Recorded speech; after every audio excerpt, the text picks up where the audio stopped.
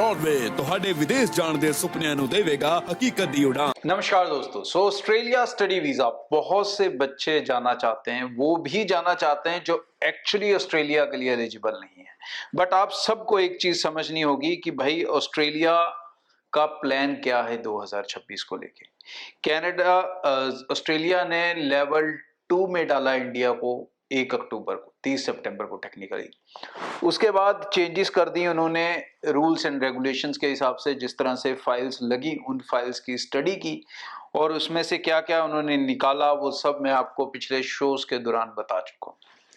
तो बेसिकली जो rules change हुए हैं वो ये सिग्निफाई करते हैं कि लेवल 2 में इंडिया आने के बाद भी जो नई पॉलिसीज उन्होंने इंप्लीमेंट की हैं वो काफी हार्ड हैं और बहुत सारे बच्चों को उसमें मुश्किल आएगी, क्योंकि ये जो नई पॉलिसीज आई हैं, जो ये नया सिस्टम आया है, ये स्टूडेंट्स के लिए नहीं है, ये कॉलेजेस और यूनिवर्सिटीज के लिए है।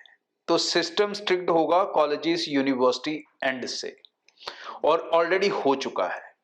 अब आज की डेट में जीटी या जीएस को क्लियर करना सिर्फ एक जेन्युइन स्टूडेंट के बस का काम रह गया है, जैसे पहले भी चल रहा था लेवल 2 में आने से पहले। जेन्युइन किसे कहते हैं हम?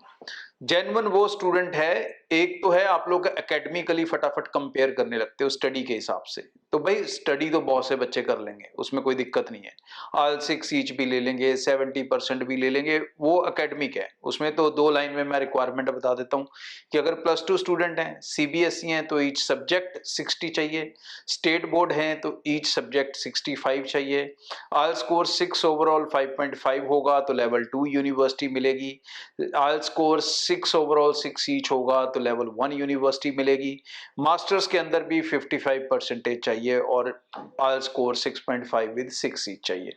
अब ये है पढ़ाई की रिक्वायरमेंट। ये ऑलमोस्ट जितना भी स्टूडेंट ऑस्ट्रेलिया के लिए इंटरेस्टेड है उसमें से 50% स्टूडेंट ये रिक्वायरमेंट मीट करता है, इसमें कोई शक नहीं है।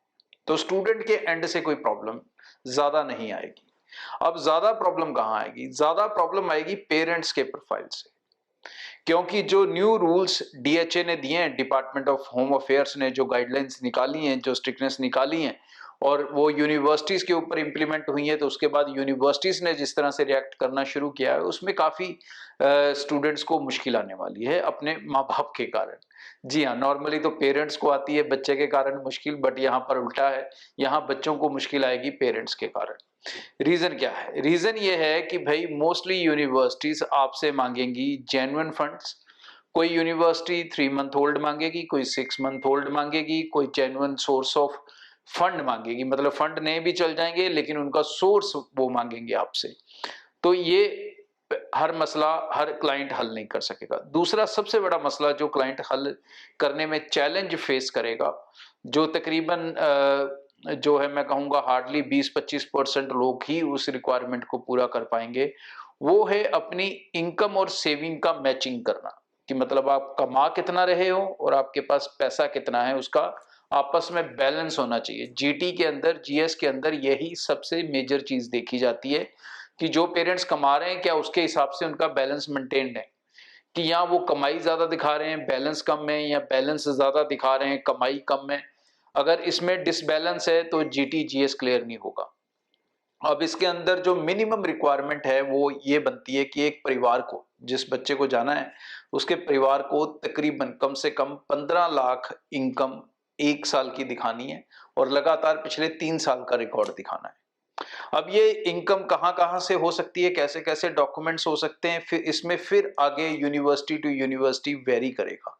लाइक कुछ यूनिवर्सिटीज एग्रीकल्चर के प्रूफ नहीं लेती हैं, तो जिन लोगों का बैकग्राउंड एग्रीकल्चर होगा उनके लिए यहाँ पर एक लिमिट आ जाएगी कि इतने ही चलेंगे यूनिवर्सिटी से, 1 या 2 जो ये डॉक्यूमेंट एक्सेप्ट करेंगी।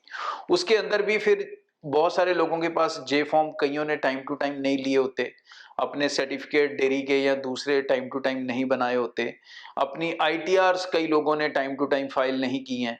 तो एक साथ आज ही वो सारा कुछ फाइल करोगे या आज ही जे फॉर्म क्रिएट करोगे तो भी वीजा नहीं आएगा। उनको रेगुलर इंटरवल का 3 साल का रिकॉर्ड चाहिए। तो बहुत सारे चैलेंजेस हैं जो ऑस्ट्रेलिया वाले बच्चों के लिए आगे खड़े हैं। तो बच्चे जब अप्लाई कर रहे हैं, जब इंक्वायरीज कर रहे हैं ऑफिस के अंदर, तो वो एक ऑफिस, दूसरे ऑफिस, तीसरे ऑफिस, चौथे ऑफिस, कई ऑफिस में कॉल करते हैं।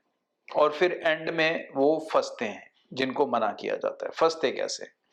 अब बहुत से एजेंट्स जो जेन्युइनली ऑस्ट्रेलिया कर सकते हैं, जो जेन्युइनली आपको सर्विस दे सकते हैं, वो ये वाली रिक्वायरमेंट्स मांगेंगे आपसे।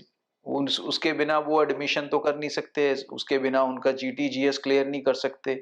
अब दूसरी तरफ एक नई प्राणी आ चुके हैं ट्रेड के अंदर, जिनका काम ही लूट घसूट करना है। अब ये पिछले दिनों देखने को मिला है कि बहुत सारे बच्चों को जाली ऑफर लेटर्स वो दे रहे हैं लेवल 1 यूनिवर्सिटीज के, जाली उनका ईमेल्स उनको कर रहे हैं कि आपका जीटी क्लियर हो गया, जीएस क्लियर हो गया। उनको जाली सीओई तक उनकी मंगवा कर रखी हुई हैं और उनकी फाइल्स लॉन्च करने लगे हैं। एम्बेसी फीस उनसे ले रहे हैं। अब एक्चुअली जो वो आपकी फाइल्स लगा रहे हैं, फंड के पैसे भी आपसे ले रहे हैं, एम्बेसी फीस भी आपसे ले रहे हैं, और जो वो एक्चुअली फाइल्स लगाएंगे, क्योंकि फाइल्स लगेंगी ऑनलाइन, तो आपके हाथ में नहीं आने वाली कि भाई ऑनलाइन गया क्या। और ऑनलाइन उनमें से ज्यादातर शैतान लोग लगा रहे हैं फाइलें आपकी प्राइवेट कॉलेजेस के अंदर। मतलब वो एक लॉटरी खेल रहे हैं।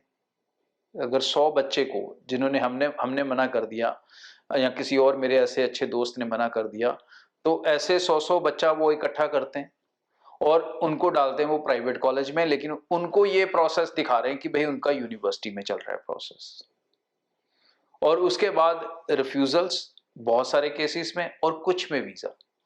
अब जिसमें वीजा आ रहा है उसमें यूनिवर्सिटी के हिसाब से पैकेज किया हुआ है आपसे 20-22 लाख का, ठीक है नहीं। और जब वीजा आ गया तो आपको ये मनाना बहुत आसान है कि भाई डिप्लोमा में है, आप चले जाओ, तो आप चले भी जाओगे। आप लड़ नहीं पाओगे, आप जाने को मना ही नहीं करोगे, क्योंकि दोबारा वीजा यूनिवर्सिटी में मिलेगा ही नहीं, आपका प्रोफाइल उसके लिए था ही नहीं।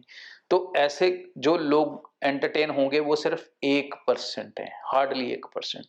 लेकिन 99% लोगों से पैसा खाया जाएगा एम्बेसी के नाम से, फंड के नाम से।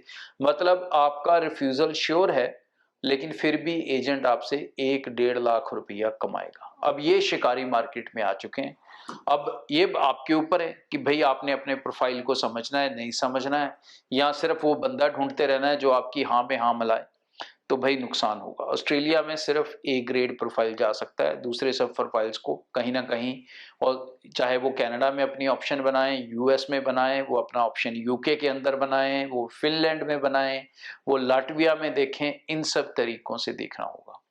क्योंकि ब्रॉडवे के अंदर हमारी ये कोशिश है कि हम वही कंट्री बच्चे को सजेस्ट करें जिसमें उसका एक्चुअली प्रोफाइल फिट होता है, उसकी आगे की जर्नी आसान रहती है, सस्ती रहती है, और सबसे इंपॉर्टेंट वो अपनी सेटलमेंट आराम से ले सके। लेकिन अब लोगों के अंदर इतनी भीड़ एक तरह से दिमाग के अंदर बनी हुई है, तो इसके नतीजे आपको बहुत सारे बच्चे जो एग्रेसिवली क्वेश्चन करते हैं ना कि भाई सर मेरा रिजल्ट कब आएगा, ये ट्रेंड क्या चल रहा है, ये सारे ट्रेंड आपको जनवरी फरवरी में दिखेंगे। और जैसा रिफ्यूजल आपने अक्टूबर एंड में देखा था, तकरीबन 350 बच्चों को रिफ्यूजल एक साथ इशू हुआ था, तो ऐसा ही कोई पटाखा दोबारा फटेगा और उसके बाद मेरे ख्याल से ऑस्ट्रेलिया जाने का शौक सबका उतर जाएगा, क्योंकि बहुत से लोग करोड़ों रुपये तब तक स्कैम के अंदर गवा चुके होंगे। अब यह डिसीजन आपने लेना है कि आपने प्रोफाइल के हिसाब से सोच समझकर अप्लाई करना है, या सिर्फ अपनी जो मंदबुद्धि बनी हुई है कि मुझे जाना ही जाना ही जाना ही है, तो उसके चक्कर में कहीं फ्रॉड में फंसना है। ये डिसीजन आपका है। ब्रॉडवे का काम है आपको सही गाइड करते रहना, इस चैनल के थ्रू भी और इस कंपनी के थ्रू भी। तो जेन्युइनली अपने प्रोफाइल का स्टेटस जानना चाहते हो तो भाई ब्रॉडवे टीम से मिल सकते हो, स्टेटस जान सकते हो सकता है, नहीं हो सकता है।